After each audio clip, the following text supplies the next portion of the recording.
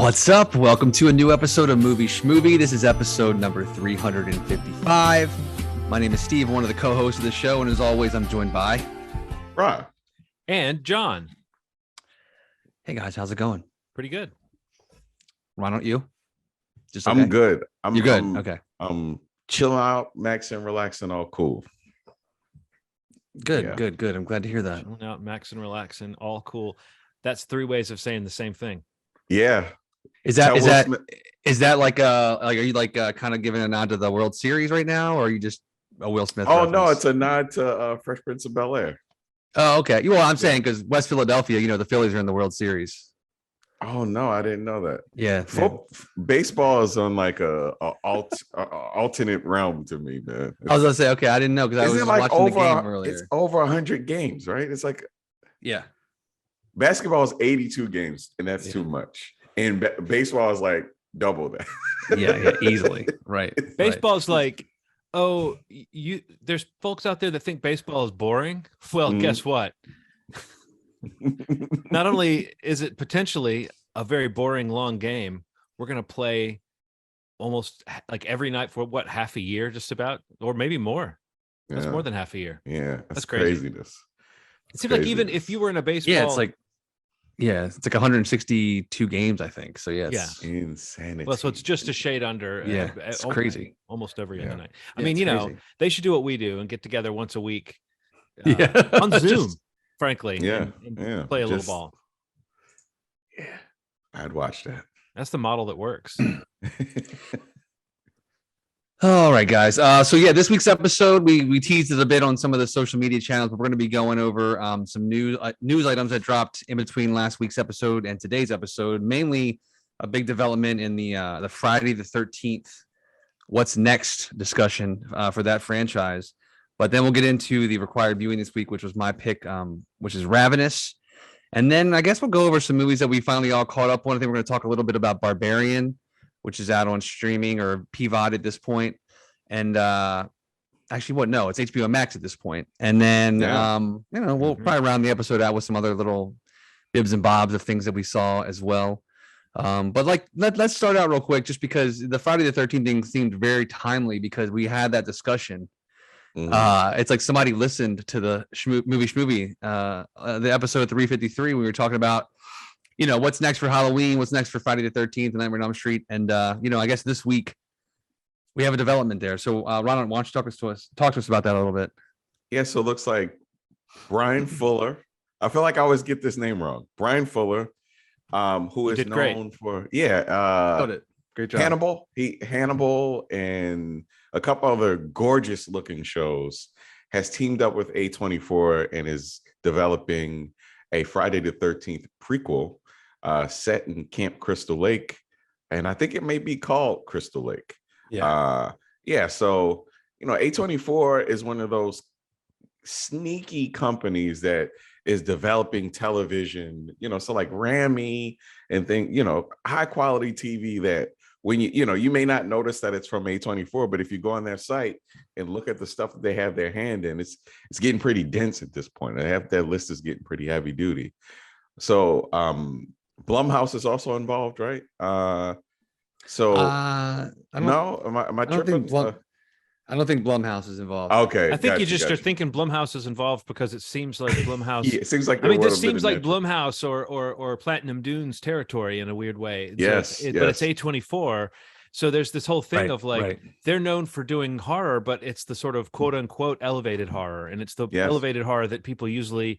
That's where the debate about elevated horror usually hinges on, is those A24 movies. It's like, did anything happen in this? Was it really scary? Was it a horror movie? I tend to always think, yes, that was pretty scary. And yes, it was a horror movie about that type of stuff. But I understand that this is a different stab for them. I mean, Jason Voorhees is about as unelevated, if you want to believe in elevated versus unelevated, this is basement level as far as that goes. So it's like, okay, what's interesting about it? To us, it's just interesting because we're curious what they do with any franchise that's been around this long. But I think it's the A24 that makes it interesting. And also the Brian Fuller piece is like, that's huge for me. Like when I saw the headline, prequel, for Camp Crystal Lake prequel series. I was like, oh, okay, well, if that's what they want to do. But then I saw A24 and I saw Brian Fuller, and I was like, oh, all right, well, all right, show me what you got. Because to me, Friday the 13th is almost like the picture of the thing that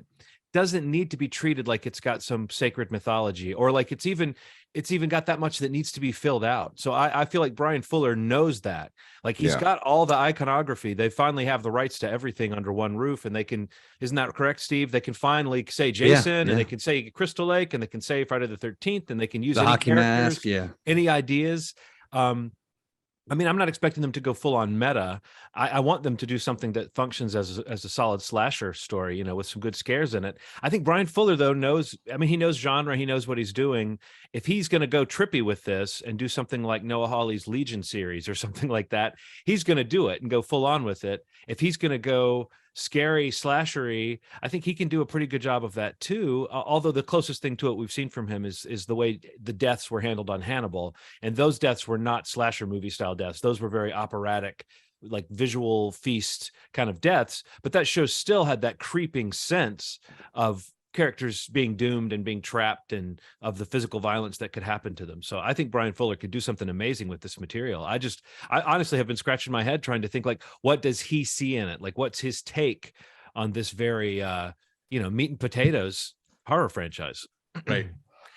Yeah, I think it's like something that Brian Fuller has been pretty vocal about. Like, I think it's something he's had ideas about for a long time.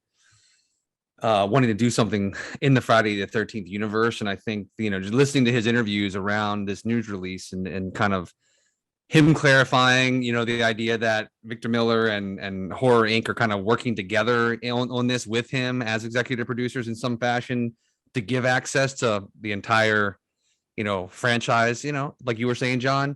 But I think also it's interesting to read about like how, this is going to be a Peacock series. And apparently there was a pretty big bidding war on the series, and the reason they went with Peacock was because they got like a full season order for the first season. Wow. And basically a 2-season commitment is from what he says.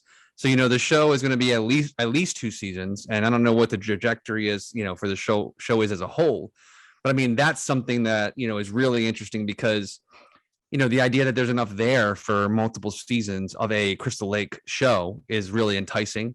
And I mean, the fact that he's talking about like how each episode is going to have 5 times the budget of what Hannibal had per episode. Like, we saw what they were able to do with Hannibal, even if the deaths were different. But in this world, to know that they have a budget to make a really quality type show, it's just really exciting. And, it's just like, maybe it's a good bid for Peacock. Horror is really popular. And, whether it's box office or streaming, like on all the platforms, some of the biggest properties are still horror. Yeah. We'll talk about Barbarian later. We've talked about Smile past couple of weeks. Halloween Ends, like they're what's making money at the box office and what people are watching still at home. So for Peacock, who is still kind of in the shadows, in terms of original content and kind of getting subscriber increases, it's a really cool thing for them, I think, to have a franchise like this and a showrunner like Brian Fuller. I'm a huge fan of his, and most of what he's done I've really enjoyed. Yeah. But I'm just excited to hear more about the show when it gets closer, to hear, casting and things like that. But yeah, Crystal Lake has me really excited. And the idea that these shows can pivot much like, I'm sure they're looking at what USA Sci-Fi did with Chucky, what that series has done for the Child's Play franchise, and, kind of how these shows can maybe exist in both mediums and, kind of appeal to different moviegoers, TV watchers in some respects, but just the idea of having characters represented, like these horror icons represented, whether it's on TV in a series form or, in a movie theater, it's just really cool, I think. Yeah. I don't know if, when you say elevated horror, we talk about that a lot. I don't know if anybody has brought what Brian Fuller's brought to the table with like Pushing Daisies and American Gods and Hannibal, I think about the most. I mean, I'd never seen anything like that done in TV form, let alone movie form. Just the attention to detail, the beauty of which it was shot. Like, can you imagine a Camp Crystal Lake show done with that level of attention, my brain would fucking go crazy. I mean, because it's like one of the things that Brian Fuller did by leaning into that stuff, by making the deaths beautiful and visually stunning and sort of almost with some wit and humor to how that stuff happened. There's almost like an amoral quality to that, like presenting that imagery in that way, taking such pleasure in presenting that type of grisly imagery. You would love a character and then see them face some grisly experience that feels like a fitting send-off to a character in the world of that show, but it's a disturbing image or it's a disturbing idea. I mean, honestly, if you picture that ported over, even in small part, even if he's not planning on doing something so stylized with Crystal Lake, but just picturing that sensibility, someone who knows how to make me as uncomfortable as Brian Fuller did, because you wouldn't have thought, Pushing Daisies, you wouldn't have thought that I don't know, Hannibal is still sort of a leap towards this kind of material. That Pushing Daisies is, as even though it dealt with death a lot, it was always kind of whimsical the way that it handled it. And I haven't even watched all of that show, but Hannibal was shocking to me at times in terms of what it showed, and then it would turn around and be like hilarious in a very dark way that you can only earn that laugh by going that dark. And I just don't see Brian Fuller not seeing that opportunity in Crystal Lake to try to play with some of the same stuff, just extremes. When you tell me the budget's that big, Steve, I'm wondering, are we going to get lots of great practical gore in this? Yeah, it'd be amazing, right? Yeah. I mean, you would assume, that's his prime motivation, especially like if they're willing to give it. I mean, I'd love to see it on the screen. So yeah, I mean, it's just now been announced though, so it'll be a while before we know more really about this. Right. But it is that answer to that question. We did sort of say, like, are prequels the way to go for a lot of these franchises? And I guess this kind of answers the question that for Friday the 13th, at least, that's the way to go. Because I mean, I think exactly what we were talking about was particularly with Jason. How do you go forward when there have been so many movies? Like that, anything you do at this point would have to be a reboot. Right. So why not get a really clever guy like Brian Fuller, who's already done the prequel thing, who's already played around in a sandbox with the iconography of the Hannibal sort of characters and all that stuff. Like that was already like designed to lead up to things that people felt like they already knew, Yeah. Right. So who knows if he's going to like play fast and loose and reinvent, or if he's going to actually work within the timeline of the movies, or what? I mean, we just have no idea. I think that's what's kind of exhilarating about it, is that it is a cool creator and a good production house. And then, Peacock, I guess they're going for the horror thing. They had Michael Myers, last couple of years too. So it's a niche. And you mentioned the prequel stuff for Brian Fuller. I mean, don't forget, he'd also created and is a big hand in the whole Star Trek Discovery series. Right. Even though he left the show early, he was. But that's like, got that off the ground and kind of got that show going at least, with a similar kind of approach. But we're all fans of him, of the series. Ronald is the number one A24 fan that's out there. Number one.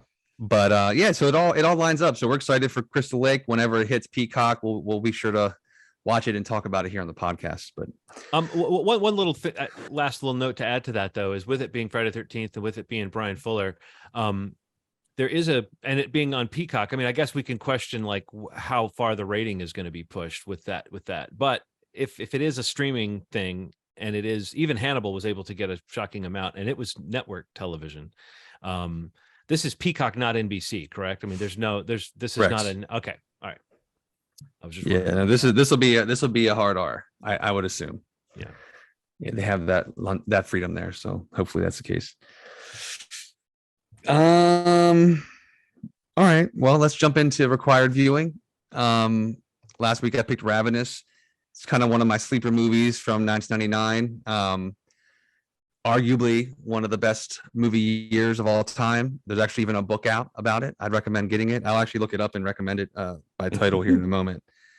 But I don't know. I just always remembered like working at the video at the time, like when this movie was coming out, and it kind of being like one of those like no one knew what this movie was kind of thing. But once I'd seen it, we always had those opportunities to see some of the movies before they hit the shelves when you worked at the video store, because we'd get them a little earlier, box them up, get them ready, and we could watch them to recommend them. And this was always one that in my memory, having a pretty good track record of recommendations to people. And if I saw somebody kind of roaming around the horror section, not sure what to rent or something like that. Didn't want something too like slashery, or they kind of wanted to get outside of a lot of the like subgenres of horror. This was always one that just kind of stood out because it is a horror movie of sorts. It's kind of like that messed up Wild West kind of thing, this like gore that's in this movie. And it's the idea of cannibalism, and it gets pretty gross. But mainly because I just thought the cast was great. I mean, I always remembered, once I saw LA Confidential, and I was a huge fan of Guy Pearce, and just really anything that he was in, I would just make it a point to see it. And I don't know, this was one that I feel like is criminally underserved. Most people don't know about it. So I don't know. I wanted to get you guys to check it out and see what you thought of it. So I don't know. Did you know about this movie? I know, John, you seem to have some sort of reference to it when I mentioned it. But I guess where were you guys when your awareness of it before my recommendation and before my pick? I was aware and had seen it, but I think I saw it. I think I may have even mentioned this. I may have watched it with like a group of people at a night where people weren't necessarily paying that much attention to the movie, and maybe you were getting up and getting pizza and all that kind of stuff. And so it's like I have a memory of seeing this movie, but like in segments and with like stepping away. So, and that must have been, I mean, I'm now doing that thing where you go, okay, that was either 15 years ago or 20 years ago. I mean, it was a long time ago. So I was fully aware of this movie, and watching it was a deja vu experience for a lot of just shots and images and moments. But I did not have a clear picture of the characters and the story and anything beyond just the sort of tone and of what this movie is. So that's where I was. What about you, Ronald? No, I've never heard of this movie. The imagery, nothing. I do love in the trailer when he's like, he's licking me. Yeah, it's so good.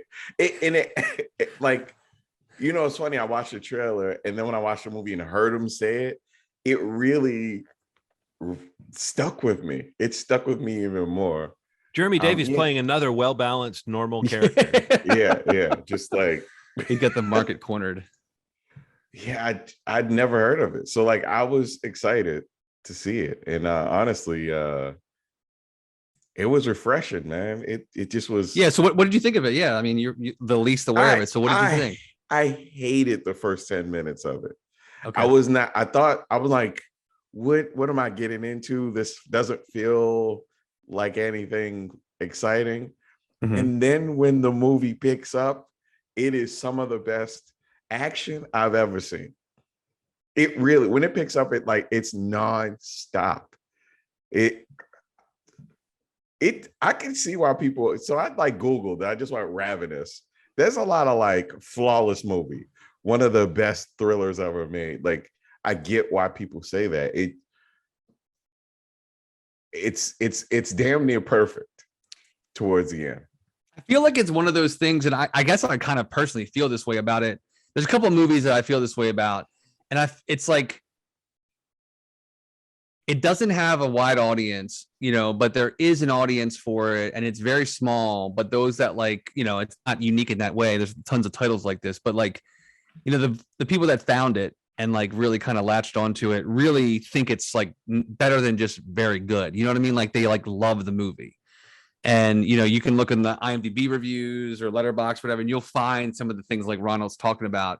It's not for everybody. And it's not it wasn't a big hit. It wasn't commercially successful. Critically, I'm not sure where it fell, probably in the middle of the road.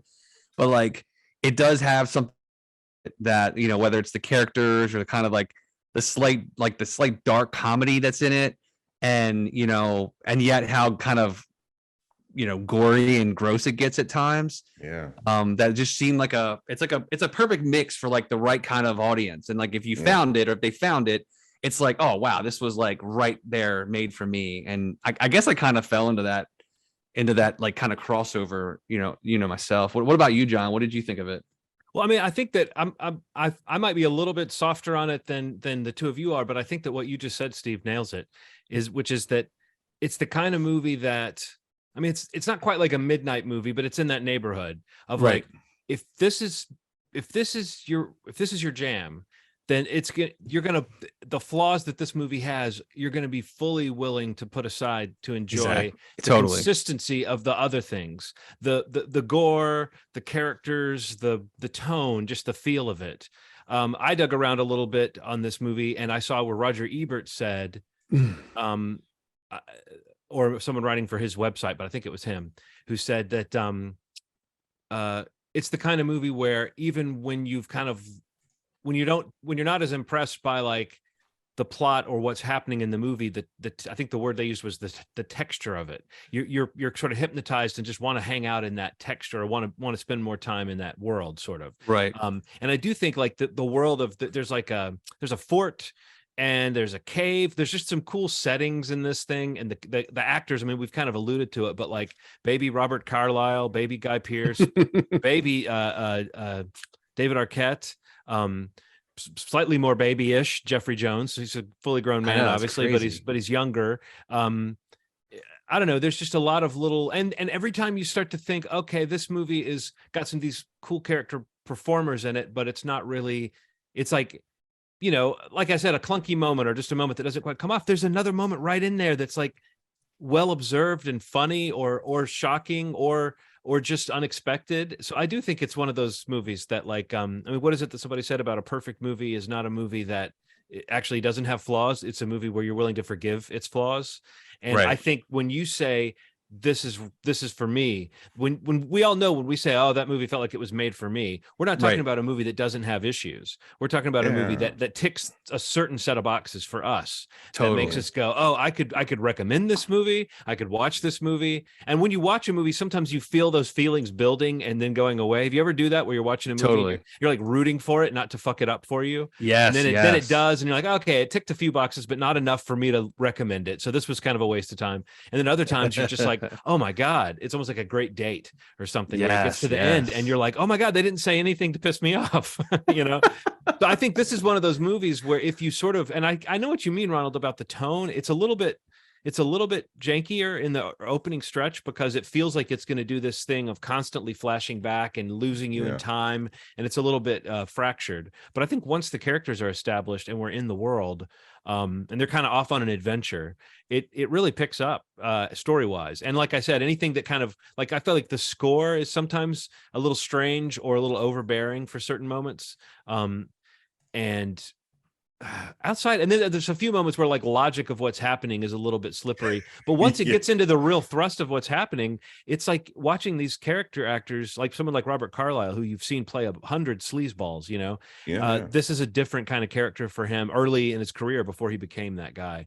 Guy Pearce is really strong in it too. So yeah, no, I had a lot of fun watching it, and I can totally see how it's one of those, if not put it on anytime comfort movies, Steve, but I can totally see how it's a movie that's just you know, almost what I was saying before, it could become that background movie when you're hanging out with friends, because it's going to catch your attention at certain moments. And the story moves at enough of a slow pace that you could, you know, you could enjoy parts of this movie and not all of it, and still really enjoy putting it on again, I guess is my point. Yeah, for sure. I mean, and it's on that level for me, I guess. Like, it's the movie I've watched a lot. And yeah, no, cool. I mean, I'm glad you guys enjoyed it. I think. What do we know about the making of it? Antonia Bird is the director. I looked at her resume. She didn't do a whole lot that I'd heard of outside of this. And I think it even had like I mean, I was trying to look it up when we were talking about it last week briefly, but just like, I think she's credited with it, but I think that there was like a bit of a mix of directors involved with it. Am I right? Did you see that? Yeah. And I don't know what the story is behind that, but I mean, I know that I even remember, like, I feel like hearing that back then.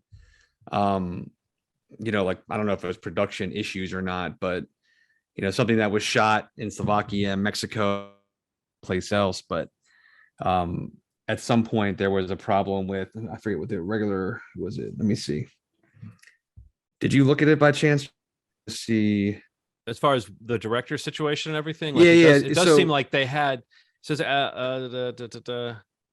I mean, basically like constant rewrites. And then they stepped in at a certain point after they started shooting to replace the director too. Right. So Milko Magevsky was the original director, and at some point Raja Gosnell, who some people might recognize, was brought to the set, you know, by the executive producer and set him as a replacement. He left the production. It said the cast rejected him. Right, exactly. When he was supposed to take over, Robert Carlyle, I guess, is who recommended the director that ended up actually finishing the film and getting credit for it. But I mean, that's like one of those things. Like some of these stories behind the scenes, you want to see a short doc, a doc short or something, or an oral history about some of that stuff, because some of that stuff is like, the making of these things, like, the what was the other one, the Island of Dr. Moreau, like that doc about the making of that movie. Mm-hmm. That one was wild. Yeah, I don't know too much about the I just remember reading that there were issues about the production and problems with directors and whatnot, and always kind of found it interesting that at some point Gosnell was involved with the movie, because he then went on to be more of a, he made a lot of like comedies and family movies, like he did like Never Been Kissed and one of the Scooby-Doo movies and Big Mama's House. Like never would you like hear his name in the realm of one of these kinds of films. So it's interesting who the executive producer from the studio picked to replace the original director. Maybe that's why Robert Carlyle rejected him and recommended somebody else.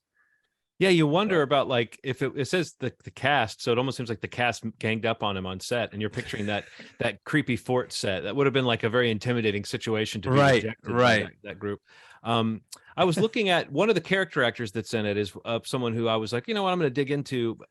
Stephen Spinelli. I don't know if you know the guy I'm talking about, but he plays Major Knox in this, and he's a guy who's been in tons of things. And it's I rather than necessarily rattling them off, I would say just look at his IMDb and you'll realize, that guy, he's one of those that guy actors for sure. But it's interesting seeing that even in an early role, he was already like middle-aged playing. He was already a that guy. Some people are just born to play that guy. I'm trying to see like if there's anything particularly that stands out as like, oh yeah, that's the thing that I'm thinking of that he's in, but it's really just, tons of stuff. He's done a lot of television, a lot of films, and he always plays sort of that guy you can't trust, sort of. Jeffrey Jones will always be the guy from Howard the Duck, man. I can't shake that in my bones. Like, he'll be Principal Rooney for me. Yeah, let's say Ferris Bueller for me. Yeah. Howard the Duck is like one of my favorite movies growing up, man. Well, you can make us watch it soon if you want to. There you go. Yeah, man. I mean, that's good enough. Whose pick is it next? Is it Ronald's? I think I'm next, because what was the last one? The last one was... Oh, right. Serpent, then me, then you, John. That's right. Well, watching this movie, I was like, this movie goes balls to the wall.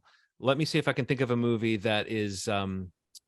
I heard someone actually say that phrase recently, and people take issue with it. And I realized that maybe that phrase, people don't know what that means. And it sounds like you're actually being very graphic or very suggestive when people just used to say that, meaning that we're going all out.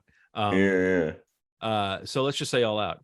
This movie really goes all out with the gore and even like I said, the score being very overbearing and the acting and everything. And I was like, what would be a movie that maybe is one that I've been thinking about watching, for this feature that is in the other direction, super deadpan, and a movie that stands out to me as like a nice reversal. And it's actually sort of from the same era of movies. This movie, I'm going to check to make sure I've got my my year correct here. This movie came out in 1997. Okay. It is a Canadian black comedy. It's the one time they tried to give Dave Foley from Kids in the Hall and News Radio a comedy vehicle film. It's the one time they attempted it. It's a movie called The Wrong Guy from 1997. The basic premise of this is a guy who thinks he's suspected of a murder goes on the run, but they're not really after. No one really thinks he did it. But he's such an idiot. He thinks they're after him, and he's hiding, and hijinks ensue. But if you know Dave Foley from News Radio, he was frequently the straight man on that. If you know Dave Foley from Kids in the Hall, you know that he, just like the rest of them, played a lot of characters. But if you could single out his style of comedy, it was often very sarcastic, very wry, very deadpan. So I remember this movie having lots of like witty dialogue and played played low key, so it's questionable if it really comes off. I mean, it didn't become like a cult classic, but it is one of those movies that similar to Ravenous in a way, where it's like the general consensus around it is like 6.7 out of 10 or something. Yeah. But if you talk to people who know it, they'll say underrated. Oh, really funny. For sure. So this is one of those movies that I think I watched just a few minutes of it the other day, and it got me laughing so hard. I was like, okay, so maybe that's the one good joke in this, but maybe it's got those little laugh bombs sprinkled throughout. And again, if you like that style of comedy, that kind of dry Canadian comedy, he's definitely one of the, after SCTV, the Kids in the Hall were sort of the people who kind of carried the banner for Canadian comedy. And we know the Canadians somehow are the funniest people, right? I don't know how that happened, man. I don't know why. Constantly funny. Okay, the wrong guy. And it's free on YouTube in low res, but I think it's also probably someone out there. Right. Like there's Blu-rays and DVDs being bought and sold. But no, Dave Foley's not making money on it anymore because it's been out of print for quite a while. So dang. And I haven't seen it. Like, it was one of those that I heard about, and then it never. You remember hearing about a movie back in the days before the internet, or before like the current movie climate? This was internet, but not quite in the time where the internet is what it is now. You would hear about something, and then you would just never hear about that movie again until like a couple of years later it would show up in a video store. And this was one of those for me where I was like, oh, cool, that Dave Foley movie. But I definitely recognize the box cover, like from a video stores. It's got one of those super indifferent 1997 style box cover design. I mean, no one believed in this movie. And if you look at the trailer, you'll see it's cut the same way. No one believed in this movie. So we'll find out if they should have next week. Sounds fun, man. The wrong guy. All right, cool. All right, well, let's move on to something that all three of us have finally seen. I think, John, you saw it in theaters. We listened to you speak about it briefly without spoiling anything for us, because this is one of the movies that, it's one of those things that come along where like people start saying, don't go in, don't know anything about this movie. Try to go in cold. Don't watch the trailer. Don't look at the post, like whatever that might be. And I didn't want of the hype, almost like old school, don't tell anyone how it ends kind of hype. Yeah, but that's amazing because if you get that jump early enough, and and I definitely became aware of it from like some of the festival, from some of the earlier screenings that it had, being able to hold out and eventually experience Barbarian without any kind of spoilers, without really any kind of context or what the movie's about beyond maybe seeing the poster. But the poster it seems very doesn't really give anything away. Knowing who's in it, that kind of stuff, I guess you maybe have some ideas about what's going to happen or who's going to do what in this movie based on those actors or actresses in their roles that they've done. But it was like one of those pure experiences that you just don't have anymore, where the word of mouth has lifted a movie to really large success. I mean, this is a movie that, for all to keep perspective, that ultimately Disney released, which is kind of bonkers. And it's one of these weird things because of how Fox Regency and Fox handled the rights to this movie. Even though Disney released it theatrically, it finally came out on streaming last week on HBO Max. So, we were able to see it finally. I think Ron and I both saw it finally through that channel. But it's one of those weird things where it's like, this is a pretty R-rated horror movie that ultimately Disney put in theaters. They had a really cool marketing campaign for it, even though I avoided it. I've gone back and watched a lot of it now that I've seen it. But it's been interesting to see kind of how they handled a movie like this. And especially knowing this movie was made for next to nothing. And in the grand scheme of budgets, between this movie and Smile, which we talked about last week a little bit, it just was like a really cool moment to see a lot of horror movies. And then also Terrifier 2 is in theaters making a lot of money on an even smaller scale. But ultimately just to kind of see Barbarian get the buzz and like this groundswell of like love from not only the horror community, because you can look at the box office and see that this movie's done really well, like hanging out in the top 10 for weeks. And yeah, it was good to finally have a chance to see it, especially to be able to watch it the week of Halloween was really good timing on their part to do that. And it's topping charts, for HBO Max and for the platform. So that's exciting for the filmmakers, for everybody involved. But yeah, I don't know. I know you talked about it before, John, kind of very briefly, but I don't know. I guess we could talk a little bit more about it now that we've all seen it. But I don't know, Ronald, what did you think of Barbarian? It was incredible. I think when I see people talk about it, I think people get caught up so much in like what the surprise of the movie is. Right.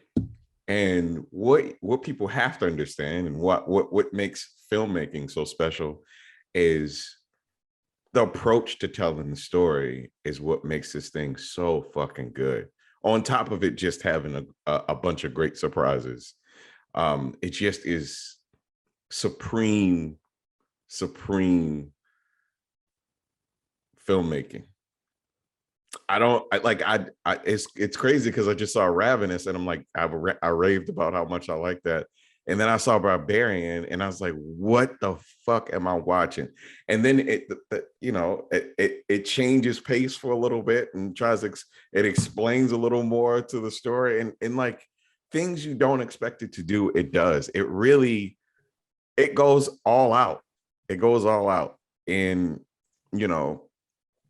I think the gift of this movie is like, you could talk about it for 2 hours and never give away what the movie's about.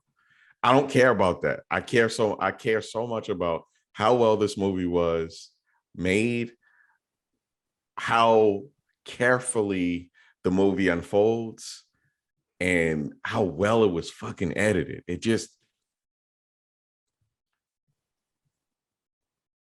nothing bad to say about it. You liked it. Okay, good. Yeah. No, I thought it was great too. Like I absolutely loved it. And I think a lot of the things you've already mentioned, but I mean, the idea, I mean, I don't know how much we want to get into spoilers. I'll try to avoid them at all. How about we do you want to like wrap up with this topic, talk about it a minute, and then if we want to get into spoilers, just end with that, and then and call it a show. I mean, I'll slap on we'll make it clear. Indicate a spoil. Yeah, I'll slap on a red band that says spoilers over the poster so they know.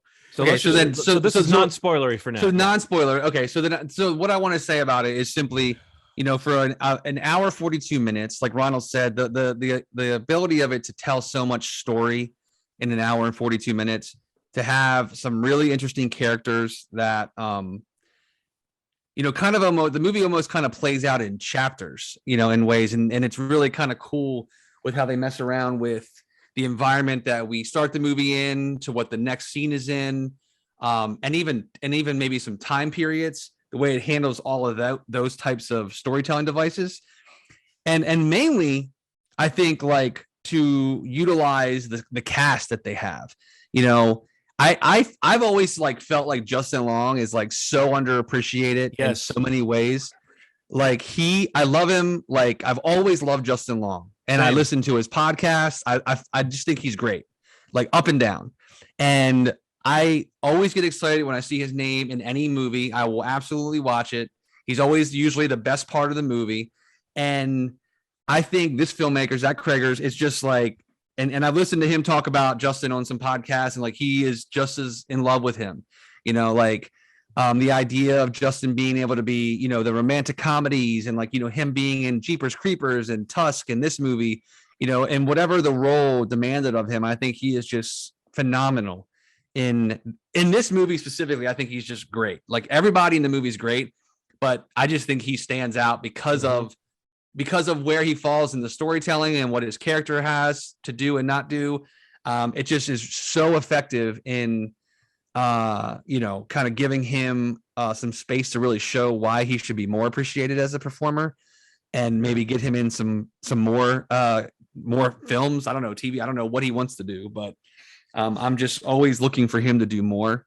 And, and I just think, and even Georgina Campbell and Bill Skarsgård, everybody in the movie is great. The filmmaker who also wrote the film, I mean, the filmmaking, like Ronald was saying, he's got some moves. Like some of the shots that they accomplished in this movie, listening to some of the technical talk that him and his DP had on one of the Directors Guild podcasts, like, the way they shot some of these scenes, like with different kinds of lenses that can be detached and like attached to, the actor's chest. There's a scene in the movie where an actor is like holding out a flashlight in a hallway, and like the camera is shooting along at, the character's arms. And it's just like, there's so many scenes like that where it feels so different, and it's probably been done before, but just the way it's been done in this movie and in the scenes and in the environment and just in this horror element, it fits so well. And like watching the movie, I will say some of the surprises of the movie, I think work or would allow some of the more technical achievements and the performances to work so well too, because I think it continually throws you off what you think the movie is or where the movie's going, so that it kind of gives them the ability to kind of elevate each scene or these chapters I'm describing, to kind of subvert your expectations a little bit. And I just think the filmmaking is so impressive. I mean, for this being his first true theatrical directing job. I know he co-directed a movie called Miss March like a while ago. It was like a really not that great comedy. And most people know him from the Whitest Kids You Know, and I think he's on a sitcom or a network show called Wrecked. But I mean, you recognize this guy if you saw his face, I'm sure, the filmmaker. Like I recognized him when I was watching him get interviewed. But I mean, it just felt like kind of an out of nowhere kind of thing, like this voice, this idea of this story. And honestly, and even the thought going into where the story takes place is just, there's so much thought in this movie that is so well paced. It's so lean. It's so effective. And it's definitely one of the better horror movies I've seen in a long time, I got to say. Same. I could rewatch this movie. Erin didn't watch with me, but I could rewatch it with her immediately. And I think she'd like it. She's kind of been a little off of like watching a lot of horror stuff. But I think she would enjoy it because there are a lot of surprises, and it's I don't know, like there's a couple of really great scare sequences and like some pretty scary imagery, but in it's more like an uncomfortable movie. It's more of like a tense movie, and like what's in the dark kind of movie, and the way they shot that stuff, it's just amazing to me. Like on the budget that they had it's just wild. I feel like I got to look it up now that I'm saying it, but between this, I was always mixing up the two budgets between this and Smile. But I mean, I want to say one of their budgets was like 5 million and one was like, oh man, what was it? I can't remember. One was like 5 and one was 15. I think this was like $5 million budget. This is 4.5 according to right. Okay. Wikipedia. Right. Okay. Yeah. Somewhere around there. Yeah. It's just like, it's kind of wild what they accomplished with this, man. And it's great. I loved it. Well, I mean, I just will echo some of what you guys said and what I said before too, which was, I mean, I think that's what I told you guys was like, people are talking about, don't tell people what happens in this movie. That was part of the hype. And I said, it's not what happens in it so much as the way that it's revealed. Like the way it's happening, right? The storyline, if you've done your horror homework, you've seen some variation on this basic idea or the level of horror. It reminds me of, well, I'll just say this. I won't get spoilery yet, but it reminds me of the film Parasite had like a secret plot element in it that no one talked about, that you're like, oh, that's not the first movie that's done that, but it's maybe one of the first big mainstream movies of our era that's done it this well. And I think you could say that about some of the stuff in Barbarian, some of the imagery, the way the horror unfolds. But it's I wish I had a better reference point for this kind of story structure, because there's plenty of directors who've done it. I mean, maybe Kubrick, but like Tarantino is what I was thinking of as far as like definitely the way his movies will unfold. Here's a chapter, and then you pick up in the middle of the movie with a different character at a different point in time, and you have to kind of figure out how it's connected. And that's where you get that fun surprise of not just who's in this, but who are they playing. And all the weird vagueness that was leading up to going to see this movie. When you watch it, you understand why people were keeping it that vague. Yeah. But the truth is, if you go back and watch that first trailer now, it sells you a movie. It just doesn't tell you that much. Yeah, so it's like you could believe it was just a movie that's going to play out that premise that's from the trailer. Totally. Which is like, rental houses are primed for some kind of creepy story. We've seen that in a lot of movies, and it's usually done pretty well. So I think there is something about that idea of, oh yeah, people already think a rental house kind of in someone else's world. It's a little uncomfortable. That feels like it feels like it could be a movie.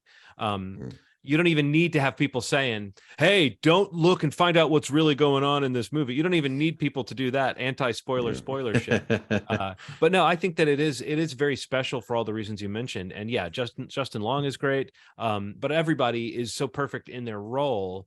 And there's one character that we can't mention by name since we're not spoiling right now, but I will just say, does that mean that character technically is a Disney princess? I think you can make a case, yeah, for sure. Yeah. So if you see Barbarian and you go deep enough into the story in the house, you'll find the newest Disney princess. I promise. Yeah, for sure. Go ahead. It just feels like I think what separates it from like a Tarantino movie is I don't know if I've seen anything that's kind of had that Russian doll effect. I mean, people use that term a lot, and it doesn't have a Russian doll sort of thing. That's what it is. It feels like a genre of movie where, like, you know, it's unfolding in a way that doesn't always, because Tarantino stuff is something about this feels a little different. I can't figure out what about it felt so like. I was just talking about the chapters and the way that it jumped to a different chapter in the middle. I wasn't saying that it was like a Tarantino movie. I'm saying I'm sure directors have used that format. But I mean, this movie does exactly what that will do, which is like, oh, here's a chapter that then catches up with this other chapter, and you see a character who was a main character before, and now they're kind of coming back into the story somehow. It's real again, smart, I'm sure man. Tons of people have used that, but you just don't see it done in horror that much. And that's why maybe Kubrick with The Shining is one of the rare examples, even though it doesn't play with the timeline much, but it does have a story that's like broken into chapters. So it's like innovative, but it's like you won't necessarily be thinking about that stuff when you're watching it because you're so sucked into, as you were saying, Ronald, just the sort of, as the story goes along, it keeps taking you deeper and you keep getting more invested in what these people are going through. Yeah, literally deeper. I think that's why I was so obsessed with like not caring about what the twist was. I think I was more the ride is more important than always the surprise. And then the surprise is so fucking crazy. You know, it like you're like, what did and it was how about this? How about we go into spoilers so that we can actually talk about this crazy surprise? Anybody got anything else to say to our general audience? Just see it. Yeah. It's on HBO Max at this point, if you haven't already. Yeah, you either have HBO Max or you know somebody that does, or somebody that'll let you use their sign in. Do it. All right. So now this is when the spoiler banner comes up, Ronald. Yes, I want to have like a slam sound when it comes up. I like that. I like the little spoiler. Spoiler. The spoiler elf is here. The spoiler. Hey, it's me. Spoily. The spoiler elf. All right. So yes, we're talking about the latest Disney princess. The hotness that is the mother, hanging out in the caves of that branch off from the basement of this house. The way that story is unfolding, the way that we see more and more of that kind of maze of tunnels beneath the house and how it goes so far, and it goes way farther than it should. I just thought that was like, again, we've seen some variation of like the creature, that there's like a weird breeding thing that's going on, and that kind of inbred and all that. We've seen some versions of that before, but I thought the way this was revealed, right down to the old guy who's like hiding out in that room at the end of the hallway or at the end of the tunnel, that felt so, you just don't know exactly where it's going when you get to those moments. Kind of what's you kind of can tell what the setup is, but you're sitting there going like, what is that end game of this movie now? And I love when a story makes me feel that way, like when I really don't know exactly what story I'm watching and I'm 2/3 in and I still feel that way. That's great. Yeah, man. What'd you think of the mother, Ronald? It's so scary. Like, I won't forget her. It's just one of those. You should never forget mother, Ronald. Yeah. In the little like. And the baby bottle. The hairy baby bottle. Just like, it just kept escalating to a point where, like, I think it's really cool when she force feeds Justin Long. Is that when she force feeds? I think Justin Long signs up and he's like, all right, I'll do anything. I'll do anything. Totally. Part of his shtick is watching terrible things happen to him, right? I mean, somehow that's like part of the fun of Justin Long. Yeah, for sure. Yeah, I don't know. I think what I again, we're spoilers, obviously, if you're this far into this, but like just the idea of like expectations of who or what Bill Skarsgård is going to do or be in this movie, expectations of what or who or Justin Long's going to be or do in this movie, because those are the two actors that most people recognize maybe in this movie and in some of the marketing. So I mean, I think the whole movie starting with this idea of like, oh yeah, that is the movie, like where Bill Skarsgård is kind of being weird, he's awkward, like he's the guy, like he's luring her down there and all that stuff. And I just love like that's like that mark of that first end of a chapter where you're like, oh, you had that expectation, that's gone. Like head smash into the wall. Oh my god! Cut to the Pacific West Coast, whatever. And I love that, and I love that. The same thing happens with Justin Long. In this whole movie in his life is like living in a horror movie when what happens to him is happening to him, or that he's a part of. Yeah, something that he's done or allegedly has done.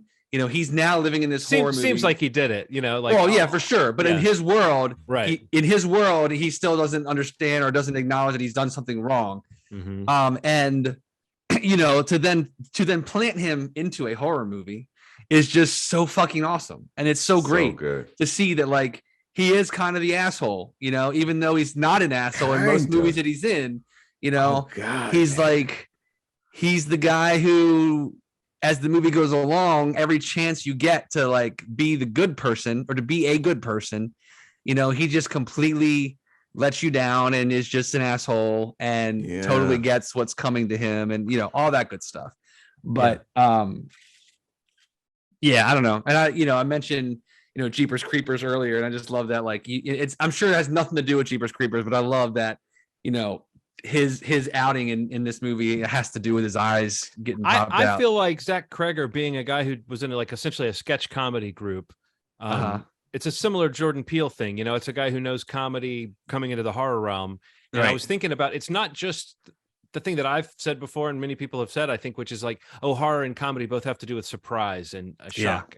But I also think sketch comedy logic, if you take out the laughs, it's a lot like horror movie logic, because it's all about a situation that escalates beyond a normal interaction into something surreal or weird, So if you take the humor out of sketch comedy, it really is like, oh, what if you went to an Airbnb, like, escalate that into a sketch. You might say, oh, there's a hidden room in the basement. Well, what's in there? Whatever's going on. If it's dark comedy, it could get pretty dark. Take out the comedy, what you have is this crazy story. I do think the comedy's in place. I think I feel like they have to know that Justin Long's death is at least a nod to him getting his eyes, taken out in Jeepers Creepers. But what I love about that is what you said, Steve, is that he's not just an anti-hero. He's like the anti-hero. We've seen anti-heroes who still like don't try to kill the other person surviving the movie with them. Like in the last 5 minutes, he tries this worst shit-heel move of all time. It's just so funny, and I think Justin Long knows that he's got sort of a kind of a soft boy, nice guy demeanor that he can play against. Like this is like that lovable guy he played in Drag Me to Hell. This is like the antithesis of that, where he's all that Justin Long charm. And Ronald, I think you were sort of agreeing with me that like this guy seems pretty bad. Don't you think the moment where you realize just how bad he is because he's got some accusations against him. It's the moment when he's talking to his friend and the way he describes what happened to his friend. That's when you go, oh, this guy is as bad as you. He's a monster. As you fear he might be. Like there's no redeemable self-awareness, anything. This movie is full of misdirects like that. Like even like it's like layered. It's like he's awful in an awful situation, but it doesn't make him less awful, which I think is pretty cool. One of my favorite misdirects in the entire movie is when she's trying to come into the house and the homeless man runs towards her the first time. And you think that he's trying to kill, trying to kill her. And then you figure out that he's trying to warn her the whole time, like, don't go into that house, Pete. I loved how they did that. And combined with, the Skarsgård craziness that happened, like two insanely good misdirects that could have been cheaper in other movies that paid off so fucking well in this film. I was just impressed, man. Go ahead. I think to say like kind of a part like that part of the movie I think works so well, that first like 25-ish minutes, because I think just the idea of her arriving to the house at night in the rain, and us and her not seeing the community or like the town or the street, and being scared about like just the house, what's going on with this house, and this house looks normal, but what's up with this guy in the house? And just the idea that like she survives the first night, like the fact that you get to the next morning, that's kind of like subverting something, because it doesn't usually get to that point, that she actually leaves the house, and that she leaves the house to see how run down and abandoned and scary this neighborhood is, and then comes back to the house again. I just feel like just that idea of like all the warning signs, and you still go into a situation, and that happens throughout the movie. Even the filmmaker that she's trying to get the job with is like, when she mentions the town or the street, she's like, no, you got to get out of there. Like, you can't be there. It's almost like there's an awareness of something. The movie does that so well, and it does it so often that like it's kind of stepping on these things that like, oh, Skarsgård's not the bad guy. He's a victim. Long's not the good guy. He is a fucking monster. But he's the end of the bad guy. Yeah, he's like the bad guy. But he's the bad guy, but he's still not the bad guy, is what I'm saying. Right. Yes. He's not. He's a monster, but he's not the monster. Something in there. Exactly. But also what you said about Skarsgård, it's like he's not just not he's not just not the bad guy. He's the victim. He's not the bad guy. Oh, maybe he's the romantic partner. Right. Oh, he's not that either. You know what I mean? Like, he goes through a few different possibilities. Like, I love that fucked up situation that they're in, where she's like, were you messing around with my stuff? And he's like, why were you standing over me when I woke up? Like, there's no way that cannot be weird from that point on. Those two characters, no, like if you're picturing the movie that escalates from that point, it's like you can already see how their suspicions of each other would become a movie. So when that's not even the text of the movie, or at least it's not the whole movie, it's that's kind of what we're talking about, is the inventiveness of how this movie moves through. Because that's a pretty good setup for just a psychological thriller. Yeah, for sure. The two people are supposed to be in this house. Are they both really supposed to be here? Is something behind the scenes? All that could work. But no, I thought that was. It really does such a good job of like peppering in confirmation that there's something else. Because even in that scene where she comes out asking about the door, down the hallway, you can see the door close, the thing moving in the shadows. And you're like, okay, something else is here. But is he involved with it or not is still the question. Yeah. Right. Because he was here before her. And like, he's, Bill Skarsgård. He's fucking Pennywise. But he's being really nice, and he's sleeping on the couch and all this stuff. He's got this bottle of wine, and he's trying to get her to drink the whole time. And I don't know. There's so much gray ambiguity. Like it plays that card so well, and it just makes. And then when it smash cuts at the end, and then and the title comes up, and she's just walking down the street, and you get those breaks with the credit. I mean, that's just great, man. It's really cool. I loved it. What's crazy, man? It plays on. Oh God, I never thought I'd talk about this like this. It feels like a very feminist movie in the way that like it really plays on the idea that like we men are just scary to women in settings sometimes. Like just our presence sometimes is very scary, and it could be because of previous experience. Just like people, the suggestion that you might get mad, the suggestion in that scene for her that he might, that if he suddenly were like touchy with her, it would feel like, oh wait, is this guy about to go ballistic? Is he crazy? Is he going to be a threat? No, I know exactly what you mean, Ronald. This is one of a few movies that made me think about that at this time. The Watcher. Was that the name of it? Yeah, the Watcher. Watcher. Watcher was another one that made me think about like the dynamics, and then the movie Men, which is much more on the nose. But like, I still haven't seen that. But like, just what it means to be a woman, either alone in the world or around a man. And a man might think, "Oh, you're more safe because you're with me," but a woman is going, "Nope, I don't feel that." And I think that's a funny twist that this movie plays with. Is like, could there be any situation more vulnerable for her than the one that she's just arrived in? And as Steve said, that she stays in and keeps going back to. If I had a complaint / question I was going to ask you guys about with this movie is, does she return to danger too much? Like, or is that maybe kind of a theme of her character or a theme of this movie, is that if you're going to be the good person, you're going to do what she's doing, and you're going to you're going to keep going back into the burning house, even when it could be futile. Whereas he's in a position to help, and all he wants to do is save his skin, and he can't even do that, What do you think of that? Do you feel like, Ronald, did you believe her going back into the lion's den so much in this movie? Yeah, I mean, sometimes fighting that like tingling in your head is a strange thing, right? Because some of it is like, is my brain overcompensating for past trauma? Right. Or is it really, what it probably is like that reptile part of your brain is like, stay the fuck away from this, that it feels dangerous. Something about this feels nuts. Right. And what trying to like fight being that idea of yourself can lead to you being like, I'm overcompensating.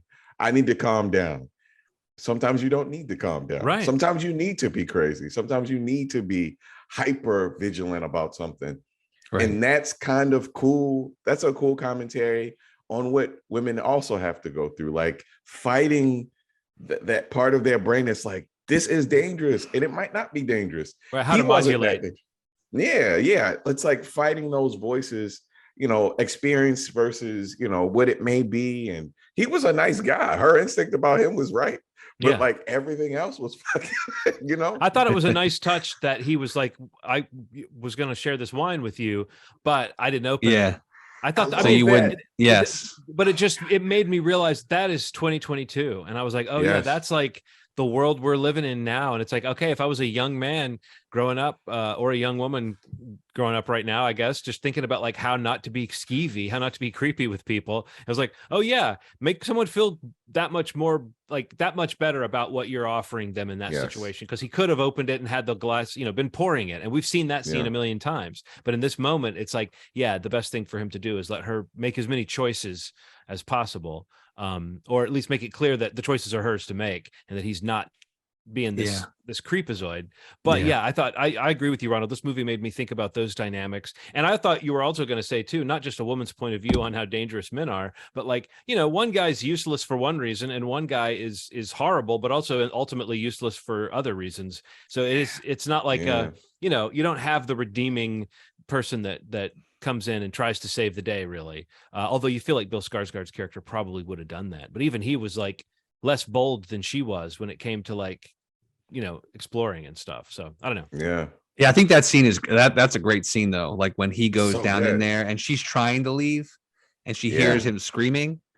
And it's like, is he screaming to lure her or does he need help? And, you start to kind of feel it shifting. Yeah. But when she finds him and he says something bit me, like, I was like, oh man, this shit's about to go off. And then a second later, fucking that creature comes running out of the shadows. Like, oh my God. That was so good. So good. So good. And then you jump into the long story and you're just like, and he comes in and he's like, derp, derp, derp, derp, gets a tape measure out. He's like, oh, can I add the footage to the listing? And he's like measuring it. It's so fucking funny. And he's so oblivious to like, what the fuck is happening? And that kind of like shift is just, they handle it so, and they did a great job. This movie's great. And it's great, man. It's wonderful. Yeah. So Zac Efron was originally going to play AJ. Really? It says he envisioned him as kind of a beefcake kind of himbo. However, when Efron turned down the part, Kreger decided to take the image of the character in a different direction and chose Justin Long for his warm and disarming and charming, lovable presence on screen. Which total great move. Be a good thing to engage audiences. Upgrade. That's great. But you can see how Zac Efron could have different angle, but he would have been just as good in terms of the casting at one aspect, which is the moment when you realize he's really a piece of shit. Yes. It might have even had a different kind of heavier impact with Zac Efron because he doesn't. Well, he's played which serial killer did he play? Didn't he play Ted Bundy? Yeah. So he's already done that thing where you sully your image by playing something bad. But I'm saying Zac Efron has he's a little bit more like simple, it seems, in his intentions. Whereas Justin Long, we have seen Tusk, we have seen a couple of these roles where he, is doing something kind of subversive. But I think ultimately, I agree with you, Steve. When Justin Long is in something, I kind of perk up. Just because he always is funny and brings something to it. And when I mentioned Drag Me to Hell, if you watch that movie, he's the ingenue. He's playing the role that's normally like the sort of sweet girlfriend role that you would see in one of these movies. And the fact that he's genuinely that good of a dude through the whole movie, it leads up to that last moment. The look on his face, to me, as much as it's about what happens to her, his face is your reaction to what's happening at the end of that movie, and he does it great. So yeah. No, I think he was great in this. Anything else, Ronald, about Barbarian before we wrap up this fine podcast? No, great movie, man. I loved it. And see it, guys. You know, make sure you carve out some time to see this, whether it's PVOD or HBO Max. Make sure that you make this a part of your movie watching. Your life.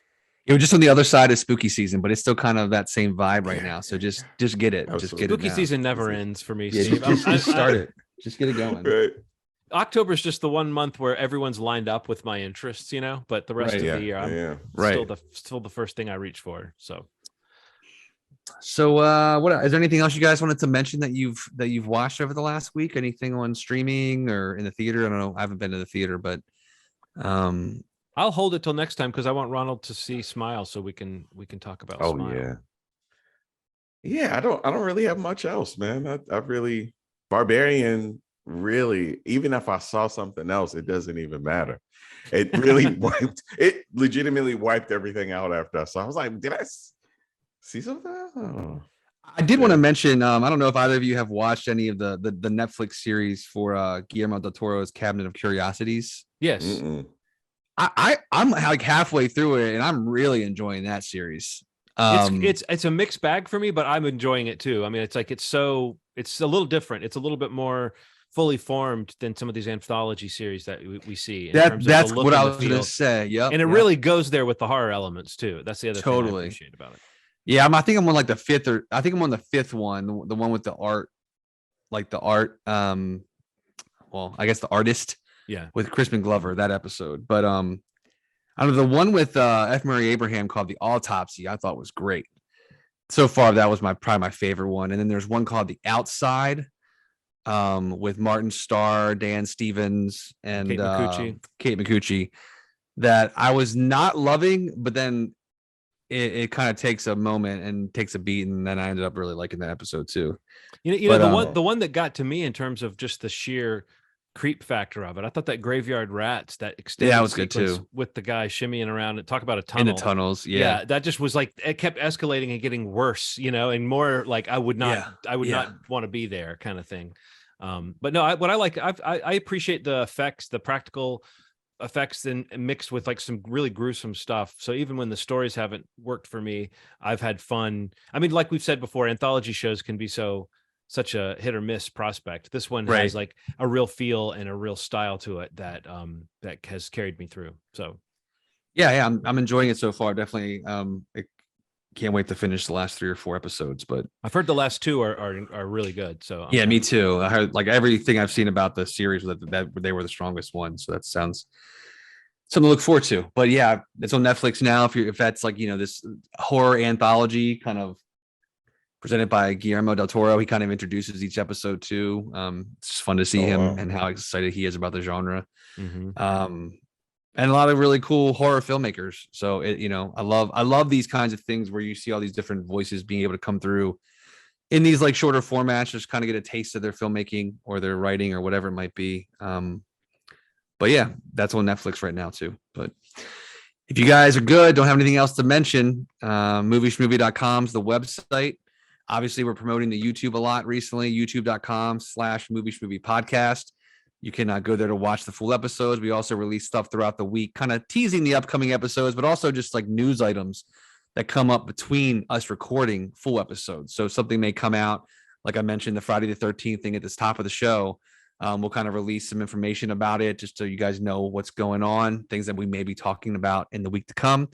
So if you can go there, subscribe, give a thumbs up, hit the bell so you get notifications, comment, anything like that. We'd appreciate any kind of interaction or engagement on those, any of the social media. But right now, our focus is really on YouTube.